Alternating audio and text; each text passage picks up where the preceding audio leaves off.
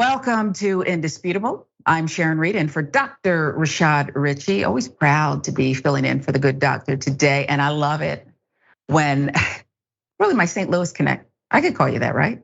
Jackson White, yeah. Rebel HQ extraordinaire, politics and paper. I'm sorry. Oh, no. I actually just got back from St. Louis. I was just gonna say, I just got back from St. Louis. I was visiting family for about 10 days. But yes, I was interrupting you though. No, I didn't see him, man. Okay. I always miss him every time I go there. But maybe next time. But no, it was good. I enjoyed being with family. He's a real one. I'm glad you took the trip to St. Louis. I think we should begin here though, Jackson. Let's go down to Montgomery, Alabama, shall we? Because we do have an update on the charges related to that riverboat brawl. Often I caution people, be careful with your words. But yes, this was a brawl down in Montgomery. So let's bring you up to date for those of you though who first need a reminder of what went down, and the star of the entire exchange is a chair. Let's remind you. Confrontation with the owner of the boat.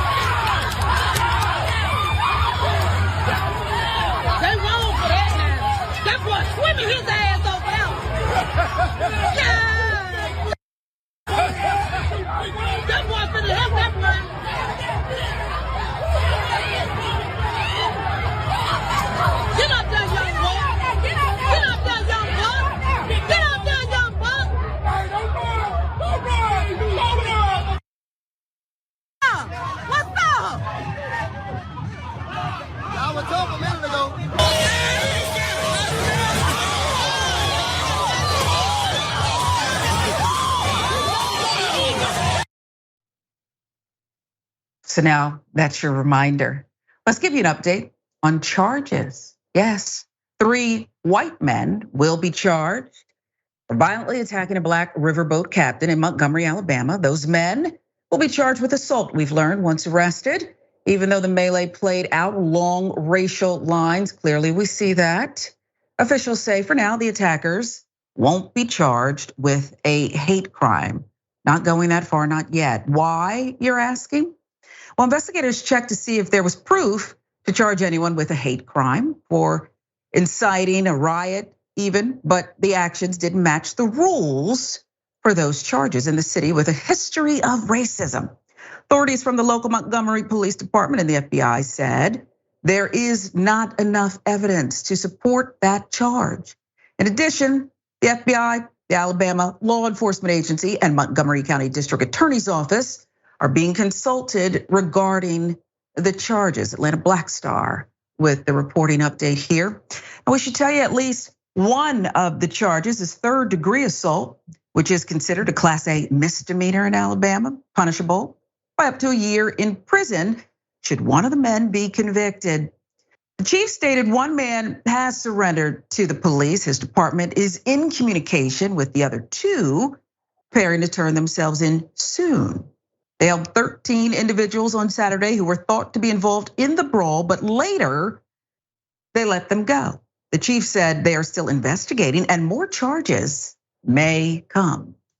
CBS News now says police officers are asking the black man who was seen in video swinging a folding chair to contact them for a round of questioning.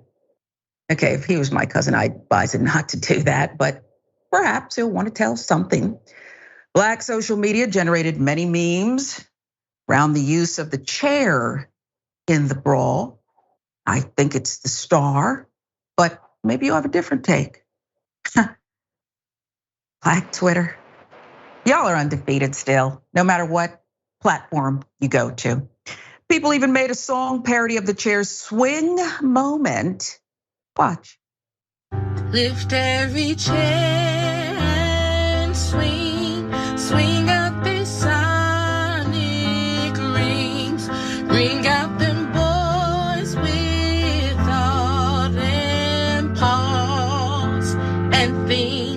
Let Aquaman please rise straight from the watery tides. Swing that chair, full of the might of the ancestors behind us. Swing that chair.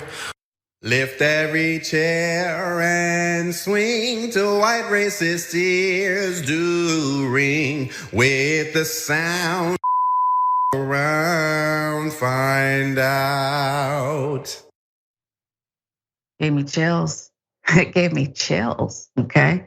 The last part, I wish we didn't have to believe it because I like a little ratchet mixed in with a little gospel flair. Jackson, I wanna get your take on all of it, the charges, the lack of hate crime charges thus far. But first, a question.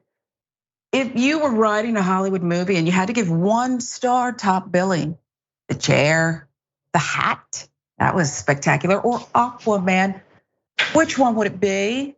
It will not. See, I didn't even know anything about this until I seen it through social media. So like they were saying that like the hat was the bat signal. Yeah. Like I mean, I saw was people making a bunch of jokes about it, and then I saw it and I was like, oh well, if this isn't perfectly emblematic of what this country has been and continues to be in many ways. And you know, I mean, you can only have fun with it on social media, so you can't get mad at people for that. But I think what I take away most from this story in terms of the charges not being filed for a hate crime is things like that are always in the loophole. So whether it's an example of this or corporations and banks getting away with ripping people off just outright, you know, things like this come down to the fine details. And this is why political involvement is cliche to say, but this is why it's so important, especially at a local and small level, which I really think moving forward is very important to focus on because, I mean, let's face it, 2024 is just like a bunch of old people duking it out. And then 2028, we may have some fresh blood, but for the most part, the federal government is just like a big lame duck session, and it's gonna be that way for a while. And a lot can be done at the small level, and this is a small level government example. So, you know, if you wanna get active, then this is a good example of where to get active. Yeah, I agree with you. Isaac Hayes III, I saw his, I believe, Instagram posting where he spoke to the politics of this. The memes are great. People standing up for each other is great. But the reason you have a black police chief who is perhaps willing to see this the way that we think the video is played out here is because the mayor appointed him. And the mayor is also a black man, not to say that race is the only thing, but when you're talking about Montgomery, Alabama, it's number 1 on the consideration list here. I noticed you didn't answer my question. We're gonna go with Aquaman.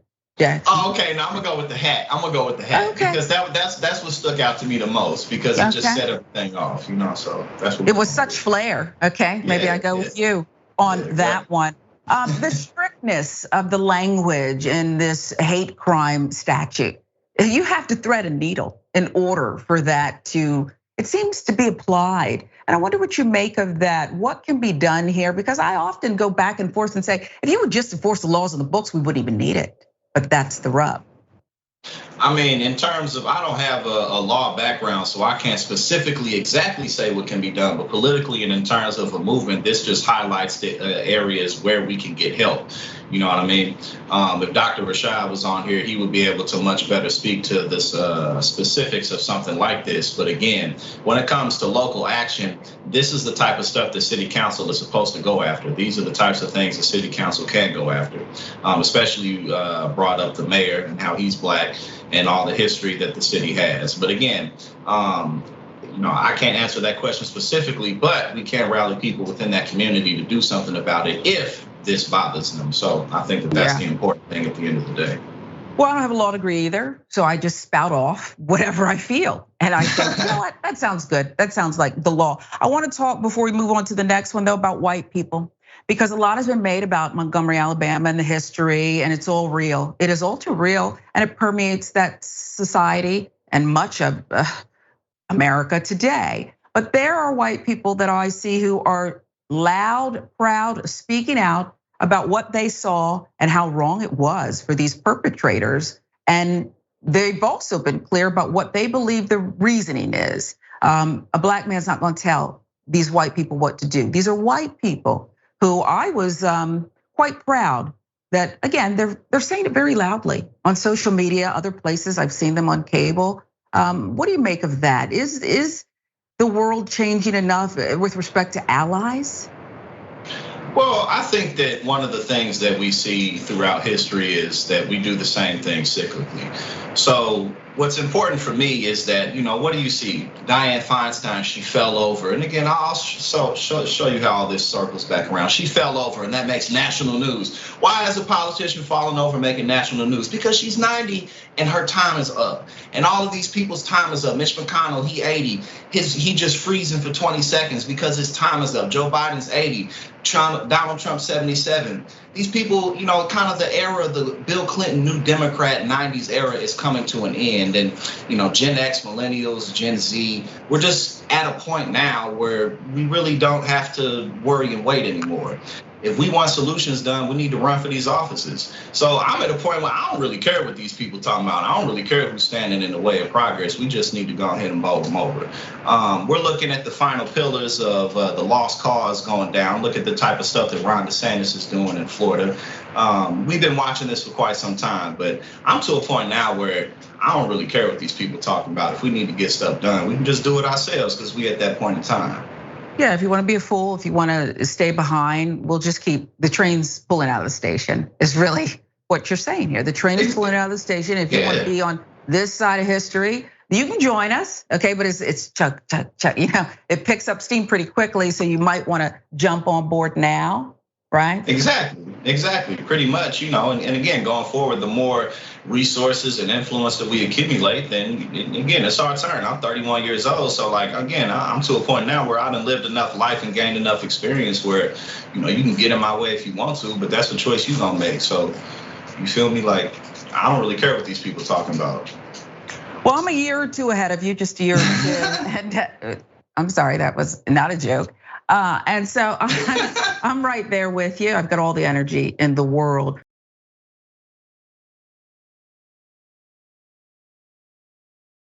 But let's move on to that Canadian rapper who's finally gotten, some would say, his comeuppance.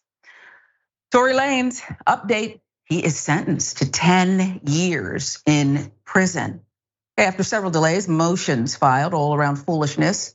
And what was really a divisive case within and outside the hip hop community by design. Rapper Tory Lanez has been officially sentenced to 10 years in prison in the shooting case of Megan Thee Stallion. Boy, she endured a lot and he put her through it, didn't he? It was in December 2022 that the Say It rapper was convicted of assault with a semi-automatic firearm on Meg Thee Stallion. Having a loaded, unregistered firearm in a vehicle, discharging a firearm with gross negligence. His lawyers have said they will file an appeal to try to overturn his conviction.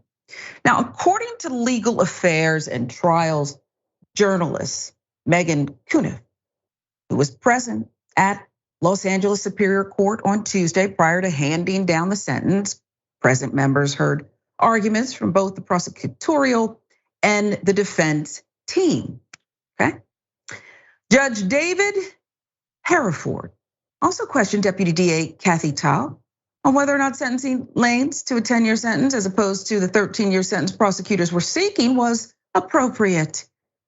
Tao leaned towards the 13 years, citing the fact that under California state law, the Love rapper legally Daystar Peterson would serve the full sentence anyway, would not rather, okay? She wanted 13, she knew he wouldn't serve, not anywhere near that amount, just about 85%. As noted by the AP, the judge did not consider Lanez a threat to public safety, acknowledged the fact that the Canadian rapper had no significant criminal record. However, the judge also dismissed the defense's argument that their client was suffering from PTSD due to losing his mother at age 11 and alcohol abuse, as the team didn't meet the legal standard for either disorder to be established. Now, in handing down his ruling, Judge Hereford said, sometimes good people do bad things. Actions have consequences, and there are no winners in this case. Lanez also spoke before his sentencing, describing Megan as a quote friend and someone I still care for dearly to this day. As it relates to the shooting itself, Lanez said, I said some very immature things that I shouldn't have said. I revealed some secrets I shouldn't have revealed.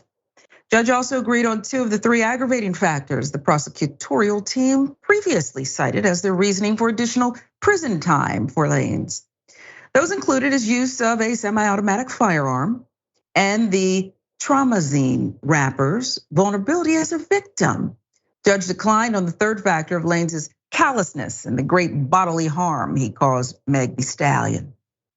A victim impact statement was read by the DA on the Savage rapper's behalf. In it, she stated how her decision not to show up in person should be perceived as preserving her mental health. And that since the shooting, I have not experienced a single day of peace. He lied to anyone that would listen. Houston rapper also made it clear that she believed Lanez has shown no remorse and that his sentence will hopefully send a message to every woman of violence. Let's take you through a part of that statement. He not only shot me, he made a mockery of my trauma. He tried to position himself as a victim and set out to destroy my character and my soul. He lied to anyone that would listen and paid bloggers to disseminate false information about the case on social media. He released music videos and songs to damage my character and continue his crusade. The Root providing that statement. In his tantrum of lies, he's blamed the system, blamed the press, and as of late, he's using his childhood trauma to shield himself and avoid culpability. For once, the defendant must be forced to face the full consequences of his heinous actions and face justice. So Jackson, I never was a fan of Mr. Lanez. I don't know that I even had a recollection of him. So maybe I am more than a year or 2 older than you, okay? Not much, but he just wasn't in my sphere, if you will. But what I learned about him post-incident pending trial, he did every bit of that. He turned a good portion leading ladies and men against Meg. And the whole time, he wasn't telling the truth. What say you? Well, I think there's a few angles to look at it. First and foremost, all he had to do that night, and I pointed this out earlier, in terms of this exact situation he's in, all he had to do was not take out his gun and start shooting it. That's all he had to do. Very easy thing to not do. But one of the reasons that he did it is he kind of has a history, a documented history, of just kind of being like that, a loose cannon. And he's 5'3", 120 pounds. So I mean, take it or leave it, but that's where a lot of that comes from. So that's where it came from. He's a rapper. He's trying to put his image out, and he's always rah, like that's just kind of how he went about. So he had a track record of acting that way, and eventually it caught up to him. But at the end of the day, all he had to do was not do what he did, and he wouldn't be in the position that he's in. And that was pointed out afterwards. He couldn't stay out the media in a variety of ways, whether it be making the music videos and making statements and making tweets. And now he's talking about only God could judge me. Like, nah, brother, judge just gave me 10 years. But even outside of that, it's just on the flip side, in terms of where he was, he actually was, I'm 31, he's the same age. He was born the same year as me. I remember in high school when he was doing a lot to come up to where he is. He worked for a very long time to get where he was, and he earned where he was. He wasn't just a recording artist, he was a writer, and he really was he was on a trajectory to become one of the people in the industry. He truly was. Once this happened, not only just legally, but you could just feel it plateau even in his music and where he was going. Like he just didn't have that it the same way anymore. But I mean, this dude did this to himself. There's no reason to feel sorry for him for any reason. Because again, at the end of the day, all he had to do was not like that's all you had to do, bro. But you did it, and then afterwards you went on and on and on and on, and now you were at where you at. It's pretty pragmatic. It's pretty plain and simple. Yeah, it is, and it strikes me because you said something there, and I couldn't agree more. The judge kind kind of looked a little bit like Sherman Hemsley in his day. Looked like Mr. Jefferson. But Tory begged this judge for a lighter sentence. Don't ruin my life, I believe is the quote. They'll correct me if I'm wrong, but it was something to that effect. And I remember thinking, you did it to yourself. But it's not that I'm not empathetic. And look, you lose your mother at 11. I don't know that that's posturing, okay? I think it takes over and it makes you who you are today in some part. He did some great things, and he also did some things that surely he wishes he could moonwalk back from. But I want to talk also about Iggy Azalea, right? She wrote a letter in support of him that, from online accounts, it's she didn't know that it would be, she'd be outed. She just wanted to support him and say, please don't give him a long sentence. And now there's members of the hip hop community, Meg's fans as well, who want her canceled. I believe they said they wanted her deported. So they both may be deported, who knows? But what do you make of that? Taking sides in this thing where it seems like it's pretty cut and dry. I mean, I think at the end of the day, it doesn't really matter. He got the 10 years, you know what I mean? And I think that whether it be Tory Lanez or people like even Andrew Tate or even what's the dude, Sam Bankman-Fried. Often you see these people who are in these real court cases, and they're trying to court the public opinion, or however you say it. You know what I'm trying to get at. Yeah. They try to court public opinion, but at the end of the day, all that really matters is what the jury decides and what the judge decides and what evidence is actually brought forward. Like, you can have all these people online supporting you, but they aren't an actual part of the court process. So, and you're the one who has to wear it or not. So, I guess it doesn't really matter what she says. Nope, it doesn't. The sentence is in. We'll see how much he serves. We'll follow the appeal. We'll let you know. Meg's still on top though, and doing her thing. Much more indisputable to come. Jackson White is our co-host today, extraordinary co-host. I'm Sharon Reed in for Dr. Rashad Ritchie.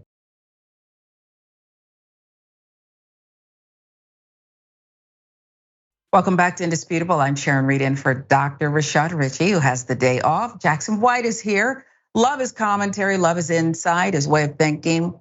I love your Instagram posts too.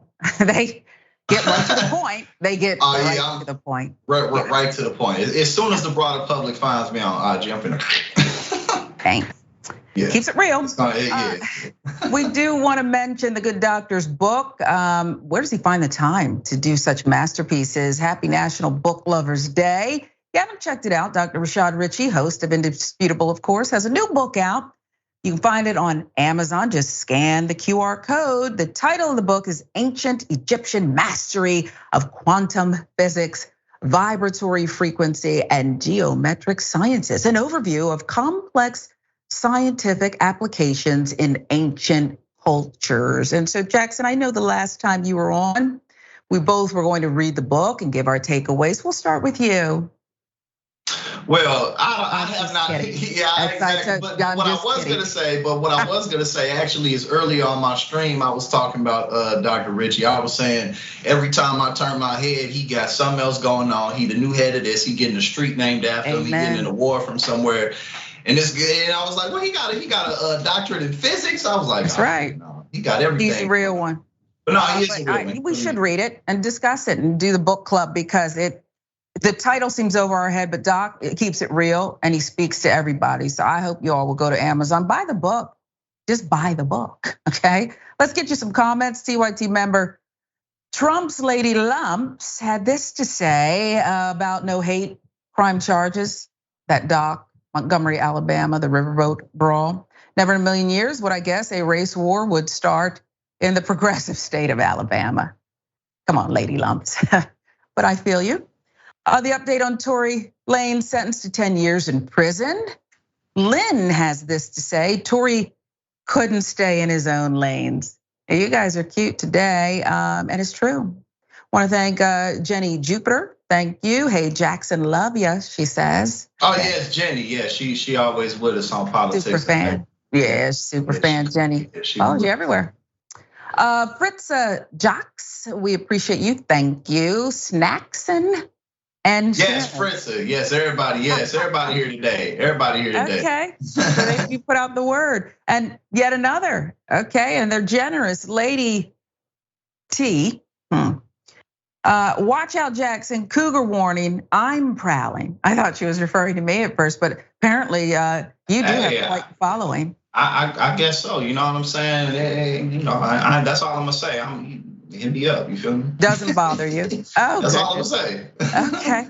Take your shot.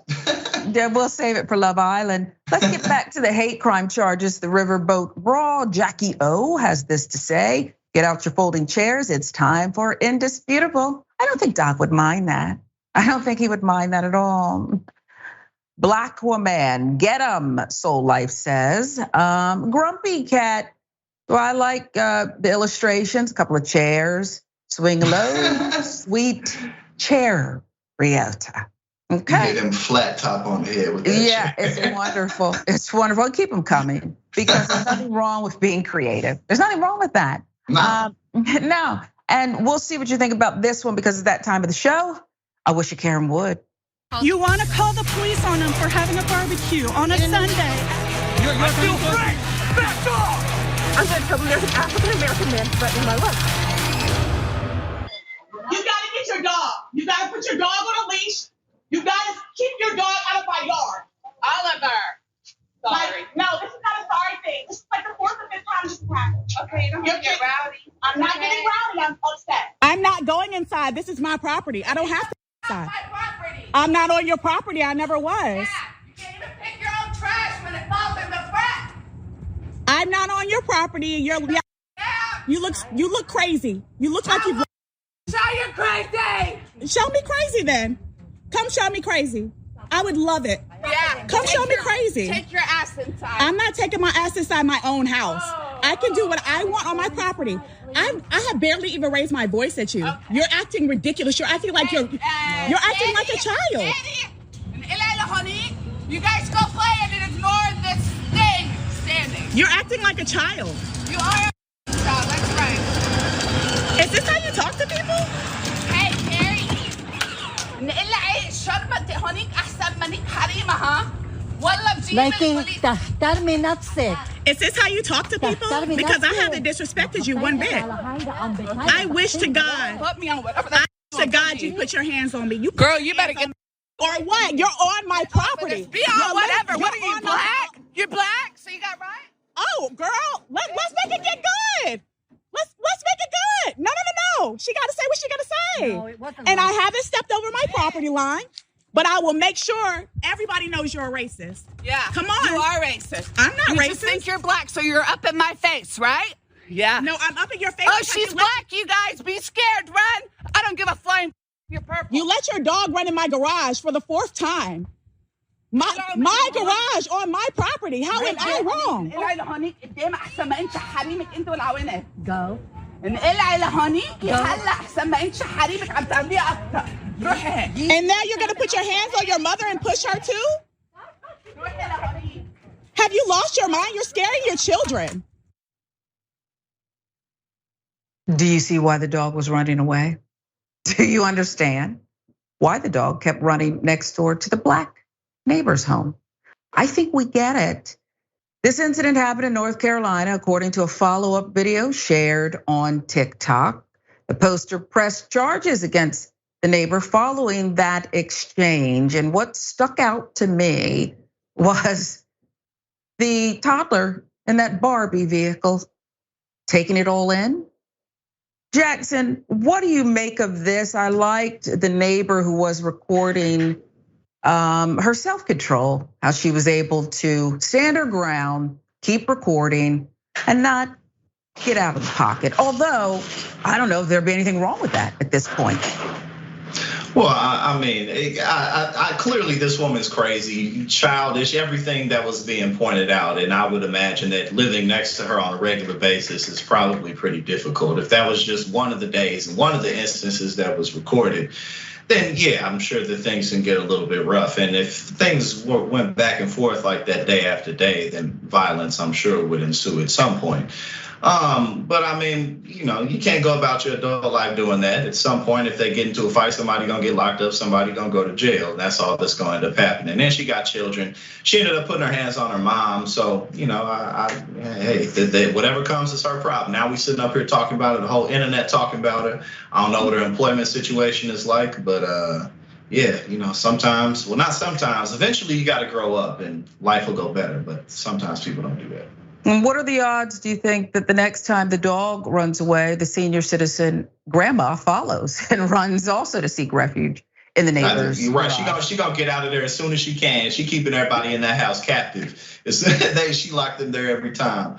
I don't know, but I don't know how y'all get all these videos of who sends them in to you. But yeah, I mean, I think it's a good look into the fact that America's a little bit nuts. We just covered that Alabama brawl. This type of stuff happens out here still. And with the political environment that we live in, I think that we're going to see a lot more of it, especially as we get closer to November. Trump, when he gets his 40th indictment, it's going to continue to ramp up. So I think we should buckle up and just get ready for a lot more of what we've been seeing.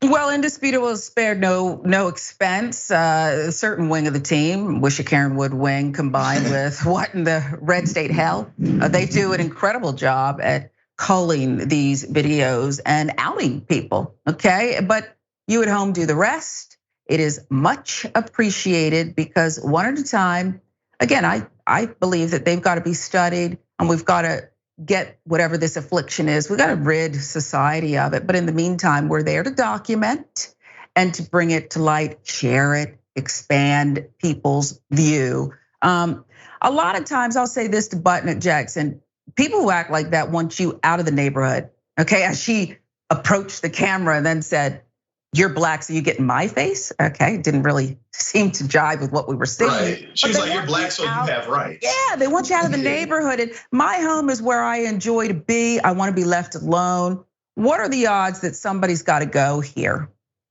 Oh, I think it would be best if somebody does, because unless they can sit down and truly get over it, then it's going to continue to escalate. So, but obviously it's not easy to just pick up and leave. So they're going to have to get over it at some point. But now that her face is all over the internet, I'd be curious if there's some type of follow up into what happened. Yeah. But, yeah. Well, if you got wheels, even if they're Barbie wheels, pack and leave. You got to get away from this lady. Okay, even a toddler knows that.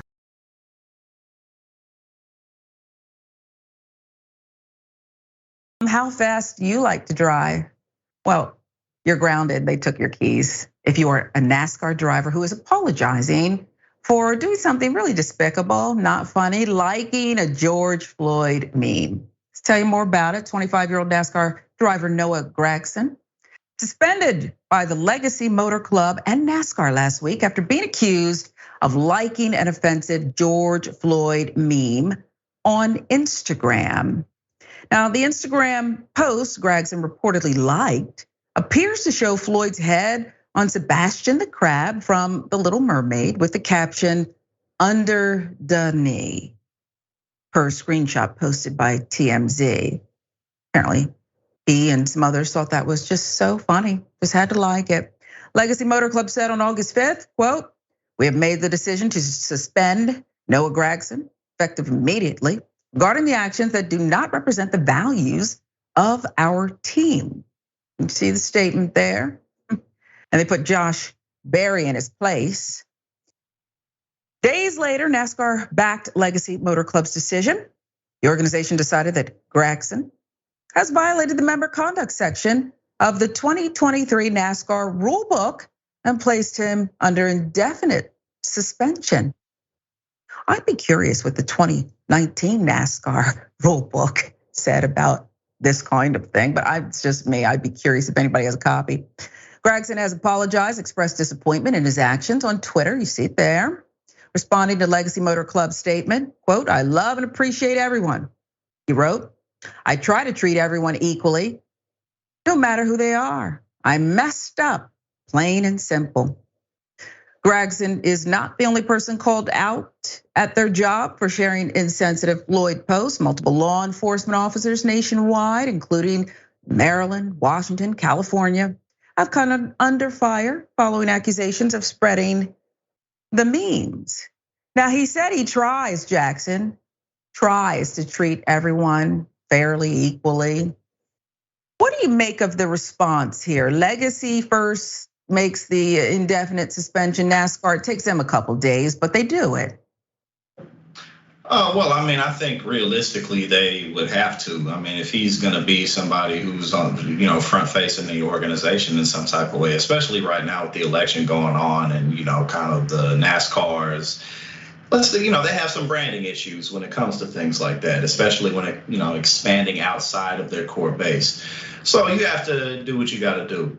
But I think in terms of his response in his tweet, I think the first line really said it best. He shouldn't have liked the picture. That's all he had to do to avoid this. This is another example of something that was easily avoidable.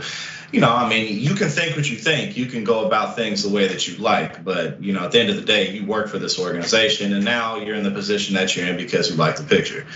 Now people are talking about this because you like the picture. You could have used the burner account, or you could have just looked at the picture and not liked it at all, because much of the online industry revolves around what celebrities of various sorts are liking and posting, and so-and-so unfollowed this person.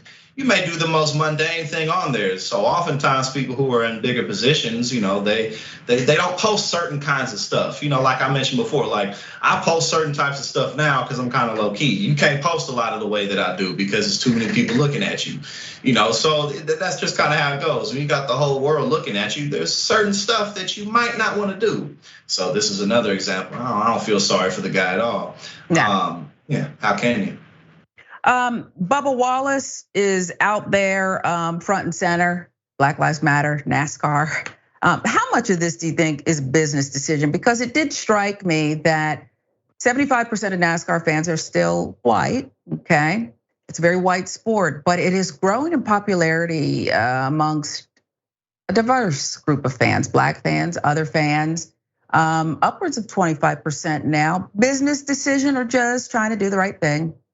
No, I mean, definitely a business decision. And two, I think that this won't ultimately this wouldn't prevent the sport from growing in that direction. But since they want to continue to grow in that direction, it's best for them to have made the move that they did. So I think overall, when it comes to a giant corporation, at the end of the day, they're going to do what's best for their bottom line, even when it comes to a lot of Pride Month support, stuff like that. A lot of that expansion, sure, it's a good thing. It kind of helps to, make less of a stigma around people being within the gay community in some form or fashion.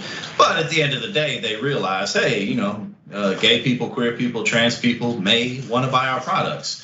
So that's really what it was. That's right. And they drink Budweiser too, all right? Much more indisputable when we come right back. I'm Sharon Reed in for Dr. Rashad Ritchie. Jackson White, TYT, Rebel HQ extraordinaire joins us today. Politics and Paper on YouTube. We love him and we'd love for you to stick around. Much more to come.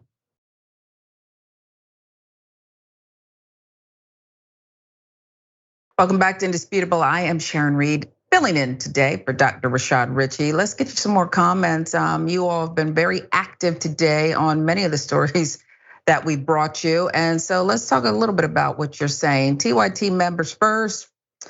About the Karen going off on the black neighbor during the dog dispute. The dog ran into the neighbor's garage.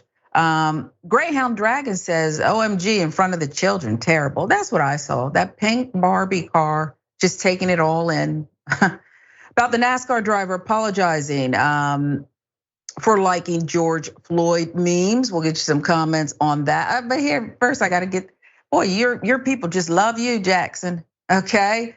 Twin Dragon Tamer, thank you very much, very generous. We love our snacks and everyone should tune into Politics and Paper. Okay, they love you. Definitely Politics and Paper on YouTube. Tune in. They love got a lot you. going on. Oh, I changed my name to Snacks and Jackson. I was going to suggest that, okay? And get it trademarked and get the merch out there, okay? You better do that right away. It's on the way.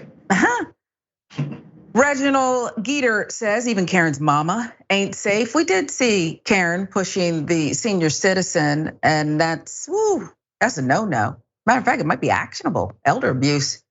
See Michael Henson, thank you. Be careful whose face you get up in, Karen. You never know if they have a folding chair right around the corner. Even your dog wanted no part of you. Well, I concur. The dog wants out. Why else would it keep running away? Okay, it knows what's up. One more for you. Twitch, Karen goes off on the black neighbor again. Mandalorian 84, the dog wants new owners. And I do think PETA should follow up, okay? Whoever she is, they have a way of finding people. So go ahead and follow up, PETA. We'll move on now and go back to school. This is disturbing.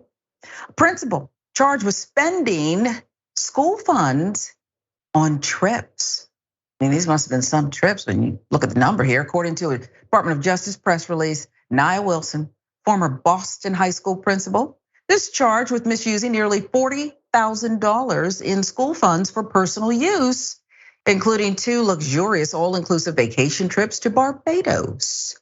Wilson, who served as New Mission High School's headmaster for 13 years, admitted to authorities she committed wire fraud totaling approximately $38,806, and it was an elaborate scheme. 60-year-old educator allegedly started requesting checks from the school's external fiscal agent account to be issued under other individuals' names from September 2006 until May 2019. That reporting from the New York Post, that's a very long time. Okay, 13 years, wow. According to its website, the New Mission High School is an inclusive portfolio-based pilot school program that serves grades 7 through 12.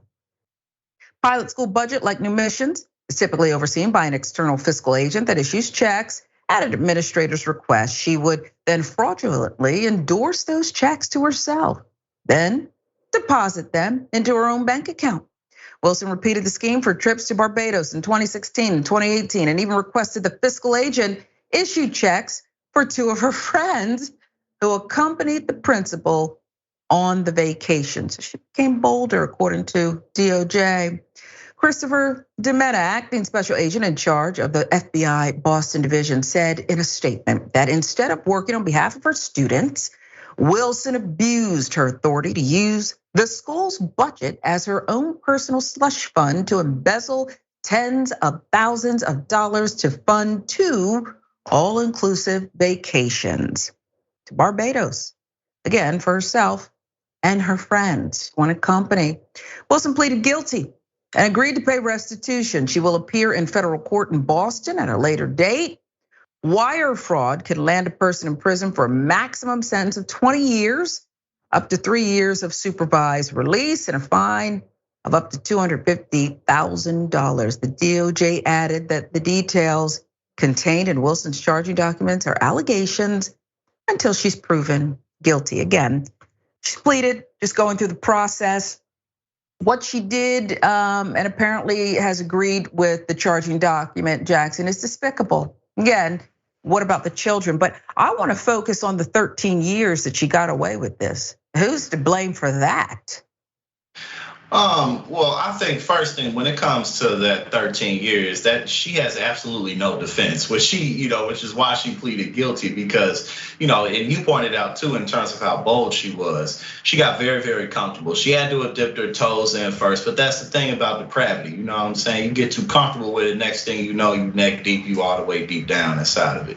But yeah, obviously somebody had to have seen the numbers going missing to some degree. It may not have been some huge net wide scam, but she wasn't doing it alone, for sure and for certain.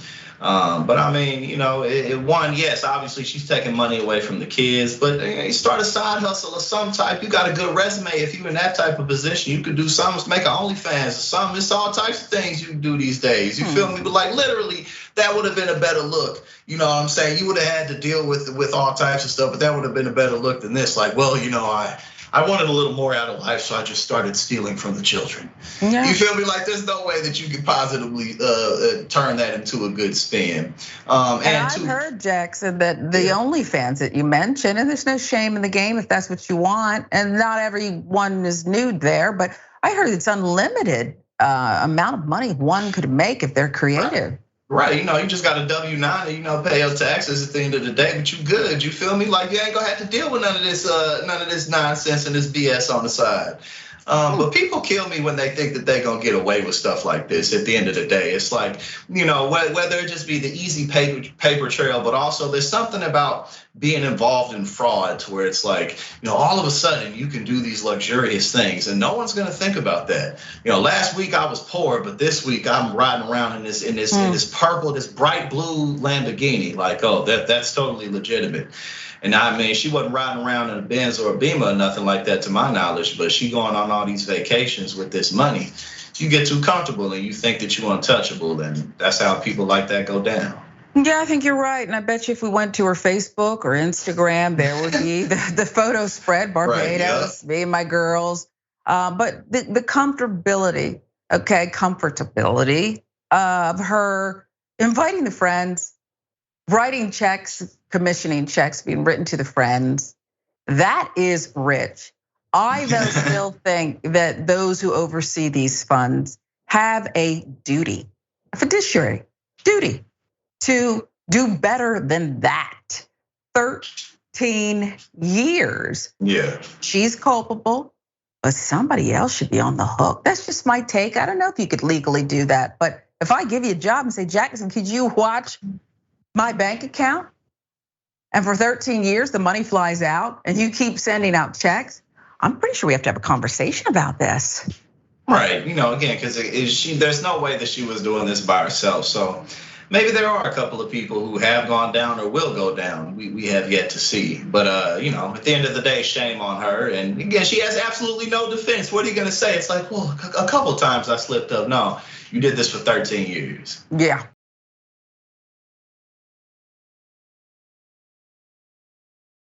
Fourth worker arrested at a daycare for abuse. Update to a story we brought you last week. And now 4 Eunice Daycare Center employees have been arrested and they are charged. Looking at the mugshots, Eunice police arrested Catherine Michelle Fontenot on Monday, joining Chastity Monique Gilroy and Caitlin Andrea Pont Doucet. Okay, she's on the right. They were arrested last Friday. Alyssa Eve Dupree on the left here. On the first, images of Fontenot and Gilroy have not been released. All 4 women, though, are on felony warrant for 6 counts of principal to cruelty to juveniles. So these are serious charges. Disturbing footage obtained by local news earlier this month shows employees duct taping children to chairs, scaring them with masks to the point of tears, throwing cheese at their faces. Boys are seen laughing as the children cry for help. According to a family, to former employees, the abuse had been going on for years. And there you see some of the screen grabs here. It's just despicable as a parent to think that your child will be going through this and you're not around to help them. Additional information via records of the Louisiana Department of Education show the daycare has been subjected to 15 inspections, among which 9 came back flagged for deficiencies. Again, accountability along the way. According to Eunice Chief of Police Kyle LaBeouf, the investigation is still ongoing. So again, if true, okay, and there's footage, Jackson, and we showed some of the screen grabs, and we described what the footage shows. It's despicable, but ongoing for years. All of these deficiencies, 9 out of 15. What's the purpose of doing these inspections if we're not catching these repeat and widespread offenses? Well, I think that really comes down to the enforcement. How are we enforcing these inspections? Because they came back with 9 deficiencies 9 different times. And oftentimes, whether it's departments like this or auditing elsewhere, the Pentagon comes back and they missing trillions of dollars. So much of it is just you find the information, but is there actually going to be anything done about it? And that's really what it comes down to. Because I mean, this is like really as low as you can get in terms of, on the human spectrum, in terms of what we're able to do to each other, the pain we're able to inflict. How many things have to go wrong for you to be that type of a sadist against children?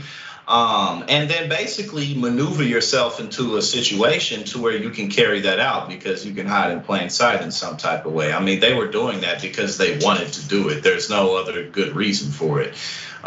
So the fact that these types of individuals can slip past, and then our early childhood education is incredibly unaffordable. When I was in St. Louis, we were watching a fight, and some dude was talking about $2,400 a month for daycare.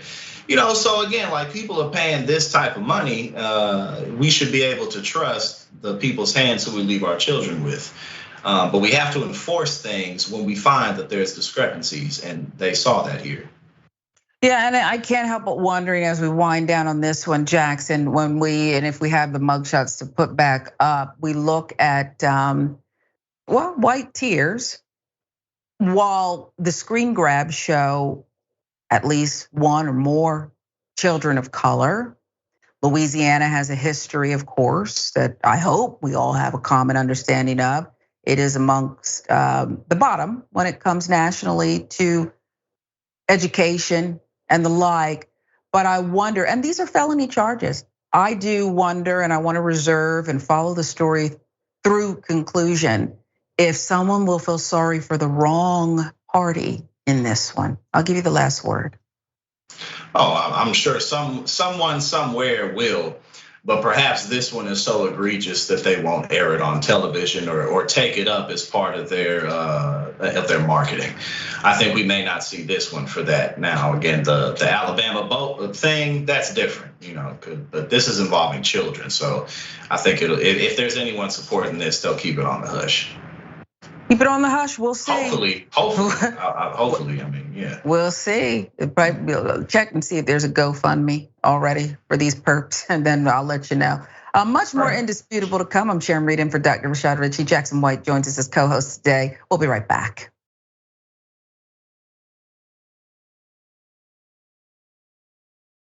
Welcome back to Indisputable. I'm Sharon Reed in for Dr. Rashad Ritchie, who has the day off. Jackson White is here, and we were just talking, Jackson, about how we love when people get involved, okay? Viewers make the stories, and the comments are, in many cases, rich. So let's give you some more. TYT member Winter's scoop about that principal charged with spending $40,000, went to Barbados, took her girlfriends. Wow, stole funds from the school, at least that's the allegation. She's pled guilty.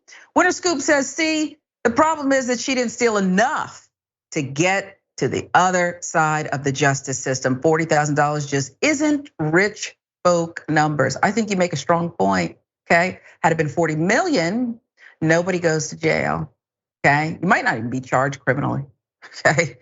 YouTube, about the principal, Snack Panther says, how did you not think you would get caught? Same thing Jackson said, echoing that, but apparently 13 years, okay? Siphoning funds meant to support the children into her own pockets, sickening, code SM96 says. About the daycare, a fourth worker, the update we just gave you, arrested, abusing children, felony charges. The Voodoo You Do says, that place should have been shut down, state of Louisiana, at it again. And we'll give you one more. Omega Shen Ron Dragon. Like that Abbott elementary principal with her fancy purchases or trips, but with less morals. Why can't she use a pay later thing for her trips? I worked in a job like this, and for her to do that, when the Department of Education denies the Bronx any real funding, seriously bothers me. Or like Jackson said, get you an OnlyFans and pay for all. If you like to travel, that's great. If you like to travel, that's great. There's other options. You gotta pay for that, not the kids. Not the kids over 13 years. We'll move on because this is a disturbing one. Cops ram a teenager's car who was rushing their mother to the hospital.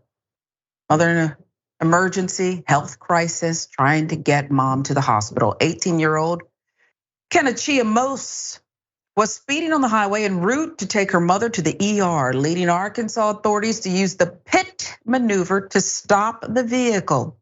June 30th, when the teen who is facing a misdemeanor fleeing charge was rushing her mother to a local hospital in Little Rock because she believed she was having a heart attack. According to KATV, Kenachia pleaded not guilty to the charge last week and has a court date in September. Her mother, Tahira Hart, told KATV, noting that she had surgery a few days before. My chest started hurting real bad, and it started feeling like it was tightening up. So I told my kids, come on, let's go, take me back to the emergency room.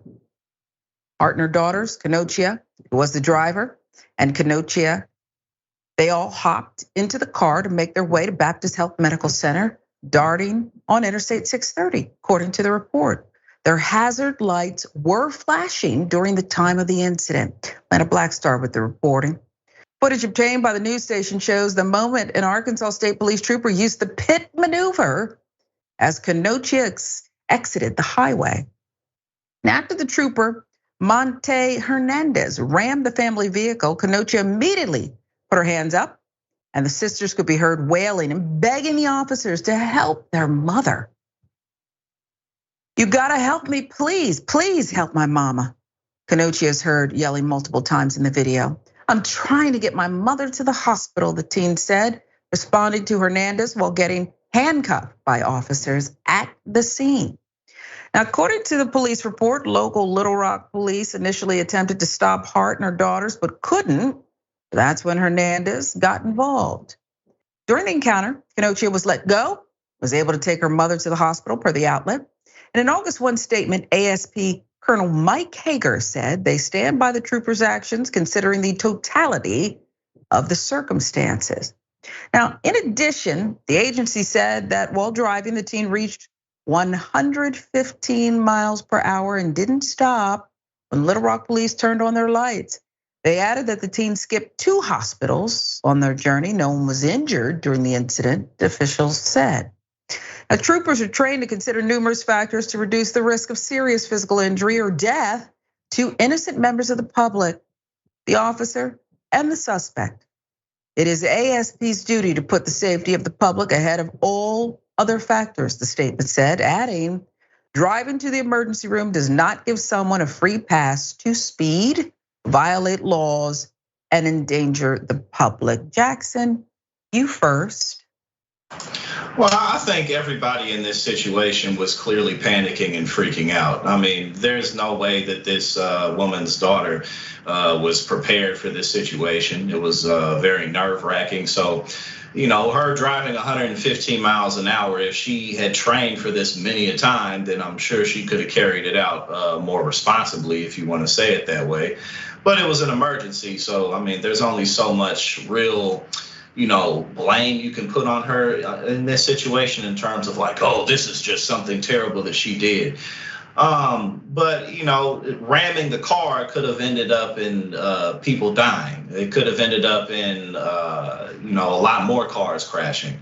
So either way, I think that we clearly need some type of a better system that takes care of people in these circumstances so that a teenage girl or boy doesn't have to rush their parents to the hospital for something like this. Because an alternative would be an ambulance, which could cost $2,000 or $3,000 just for the trip alone. So really, any way that you look at this situation, nobody got shot in this. But I think that really this highlights that our healthcare system doesn't take care of people in these situations. And, what was anybody really gonna do in this situation? Police officers aren't trained for stuff like this either. So this was really just a huge mess all the way through. I think you make valid points there. I jump over here when I hear 115 miles an hour, but if that were my mother, I'd be rushing to the hospital too. And you're right about the cost of an ambulance, because there's also that it would possibly be delayed and mom might not make it. So I see all angles here, not to just tap out, but it's a tough one. And I think you're absolutely right about the healthcare system.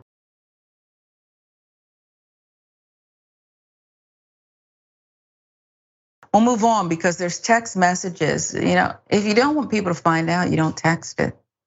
But people text anyway. They reveal in this incident the cops' threats against department whistleblowers, which this is not new, but they keep doing it. Virginia police officer is feeling betrayed and abandoned by his own department after blowing the whistle. In an interview with NBC4, 9-year veteran officer Michael Brown revealed his fellow officers not only despised him for the color of his skin, but acted to retaliate against him and other officers of color. Brown, alongside his partner Thomas Lester, reported Officer Daryl Wormuth after striking a 17-year-old Kevon Hines in the neck. That was in October of 2020. Wormuth was charged and convicted of second-degree assault and misconduct in office. Officials, including Prince George's County State's Attorney Aisha Braveboy, would later say Hines was not the person police were looking for. But it's what investigators found on Wormuth's phone that led to new concerns. An array of racist text messages between Wormuth and other officers.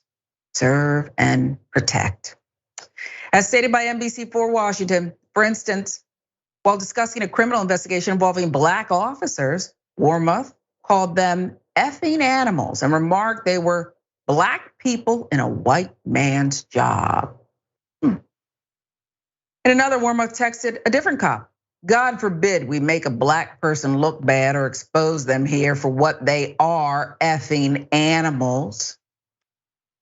Text also revealed how Wormuth and others regarded Brown and Lester, calling the Black officers snitches and other derogatory terms.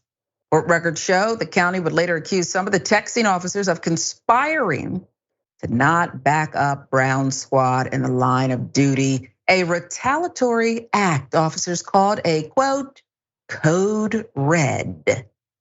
Chief of Police Malik Aziz has remained largely quiet about the incident. Stop smiling.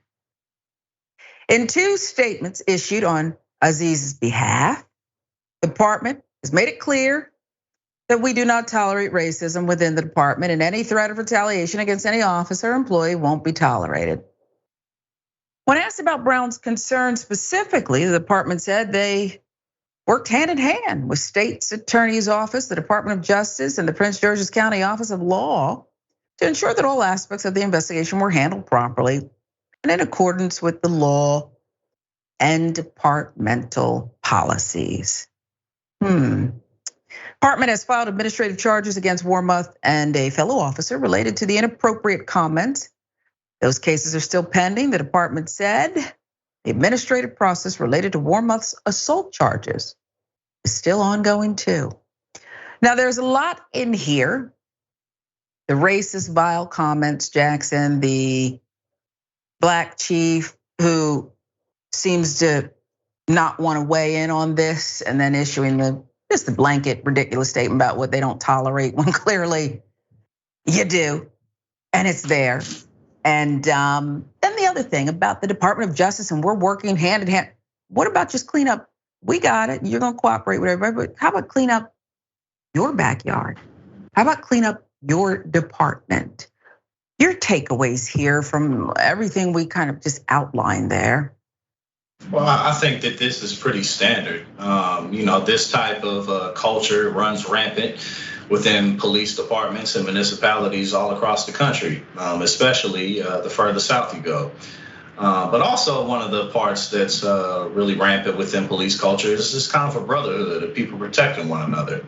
And that's how it goes. Police unions are very strong in keeping people in place, kind of no matter what they do, unless it's like incredibly egregious and the whole country's talking about it. But even that sometimes isn't enough. So I think that this isn't surprising whatsoever. And the sheriff, he's thinking about his job. He wants to stay there. He didn't put himself there.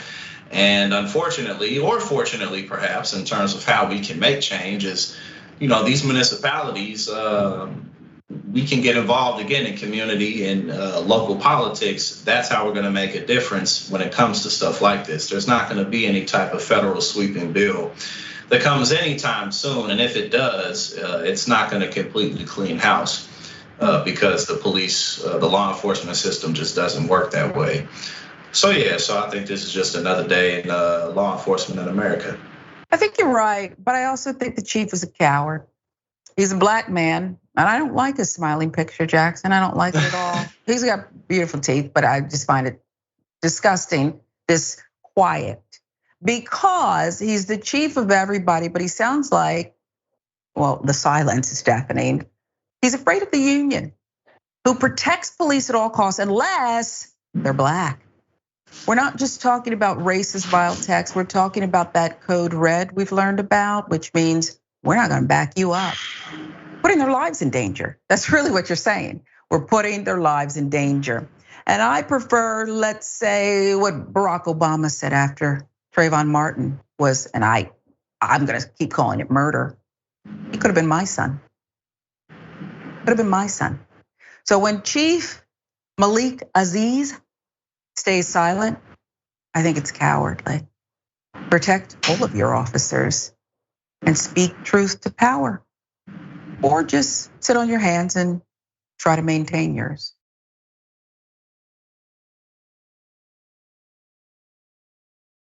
I'm Sharon Reed, in for Dr. Rashad Ritchie. This is indisputable, but some housekeeping first before we get to the comments.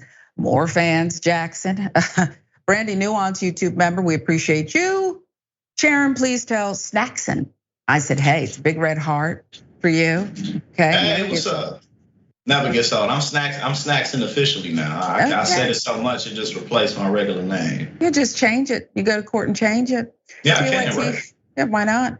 TYT member Seth Michael Draginski about the cops ramming that teenager's car, rushing their mother to the hospital. How the F hard would it have been for those cops to get that woman to the hospital or call an ambulance or offer an escort? Well, they go ahead and arrest the girl if they feel obligated. More on that story. Night Eater says this wouldn't be a problem if calling an ambulance didn't put you in serious debt, to your point, Jackson. And the Leslie Michelle says, what if her mom didn't make it? Those cops would be responsible. Twitch now, more on the cops. Yes, she was speeding, but they should have understood the situation. They could have escorted them to the hospital. I thought about that too, because the hazard lights were on. Not saying that that's, the ultimate tip off to police, but they were on. There it is. About the text that reveal the cop threats against department whistleblowers, those racist texts. So they're fired? No, huh? Weird. More Bert, that is an excellent point. We're always talking about investigations, administrative leave with pay while the code red is ongoing. And yet no one's fired. Interesting. But you try it. Of a certain hue, you try it. Let's move on to this story. It is affiliated with the SAG-AFTRA strike, the writers' strike, all of it. But we're talking about a big star, Billy Porter here, making a stunning admission. Says he has to sell his house because of the SAG strike. SAG-AFTRA strike already putting a squeeze on actors' finances. We knew that. Even for an Emmy winner, though, like Billy Porter. Porter, who shot fame, won an Emmy on the FX drama Pose, now says he has to sell his house due to the financial strain of the strike. I have to sell my house, he tells the UK's Evening Standard, because we're on strike. For an artist like Porter, until you make FU money, which I haven't made yet, life is still paycheck to paycheck, he says. I was supposed to be in a movie and on a new television show starting in September. None of that is happening. TV Line with the reporting, the quotes. Porter also took a shot at that anonymous Hollywood executive, remember? Who told Deadline that the goal was to drag out the strike until writers and actors were forced to sell their homes. Quote, so to the person who said we're going to starve them out until they have to sell their apartments, you've already starved me out. But Porter reserved his greatest ire for Disney CEO Bob Iger, who technically oversees FX among Disney's many media holdings. for Iger's recent comments saying the demands of striking writers and actors were, quote, unrealistic. Quoting, to hear Bob Iger say that our demands for a living wage are unrealistic, well, he makes $78,000 a day, Porter marveled. I don't have any words for it, but F you. That's not useful, so I've kept my mouth shut. I haven't engaged because I'm so enraged. He added that while he's currently in London co-producing a musical, he will join the picket lines when he returns home. There's a lot of people, Jackson, who would say, well, he might not have made you money, but Billy Porter's made a lot, a ton, more than everyday people. But he's also a big star, and it takes a lot to maintain that status. I don't know, but that's what I would think. And part of maintaining that status is what helps get him more roles and makes him such a lovable and iconic star. What do you make of his rage? And do you fear that those who speak out so strongly will face backlash? Well, in terms of Billy Porter, I can't speak to his personal finances.